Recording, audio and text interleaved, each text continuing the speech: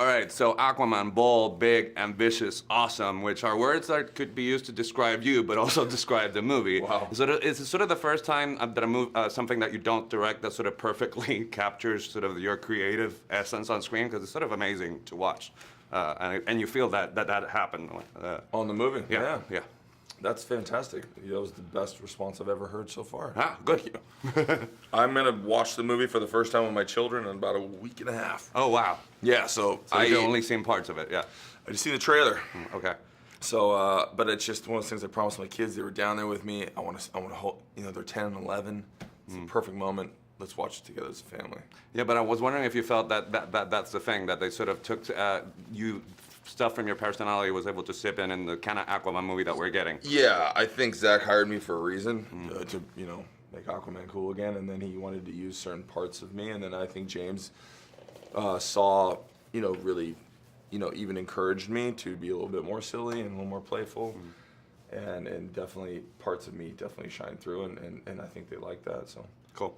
So obviously, do you think there was a benefit? Because usually the way it goes is sort of you get your origin movie and then you do a team-up movie. But you played the character before and now you've gotten your own movie. Do you think that there was a benefit of doing those before and then getting the thing that you've been waiting for, which is the solo moment for your character? I think for this character, yes, it has worked because it has worked well. I think if someone just came out with Aquaman and then it was just me, and they weren't warmed up into it. I think it was because when I got casted, I think there was a lot of pushback. Yeah. Because it didn't look. I'm not white. I'm not blonde.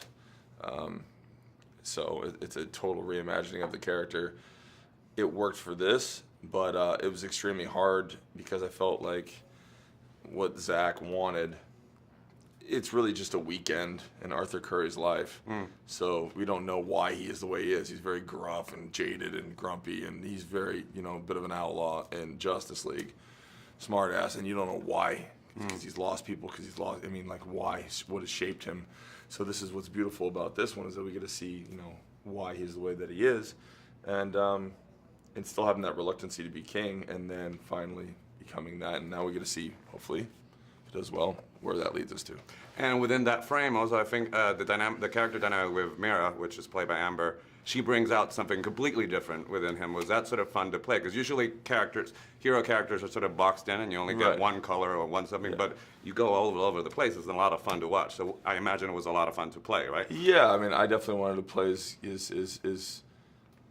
she can truly beat me up. Like, she saves me like 4 times in this movie. So that's a nice thing too, is that at the end of the day, Mara's stronger than Arthur the whole time until he gets the King's Trident. So, I think it was perfectly written that way. And I know that James was a big fan of Indiana Jones and romancing the stone, which I love too. And it's just kind of having that bickering until they kind of, peel back all those walls and find each other. And they're introducing their 2 worlds, and it's beautiful.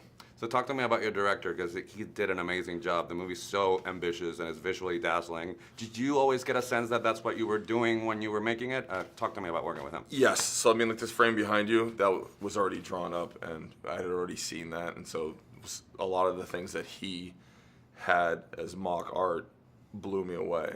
And when the trench, when you're going down, you see that little red light. That's beautiful, man. So I saw that painting. I was like, man, I can't wait to make that movie. And it looks exactly like how he had it when he showed it to me. So, it's in his vision. It's definitely his baby. So. So my time's up, but you left a legion of fans in Puerto Rico who are dying to wait. It was between Dawn of Justice and Justice League, so they've been waiting for this movie. Awesome. Did you have a good time there? I think they're going to have a great time watching. It's just the colors, and it's just going to remind them.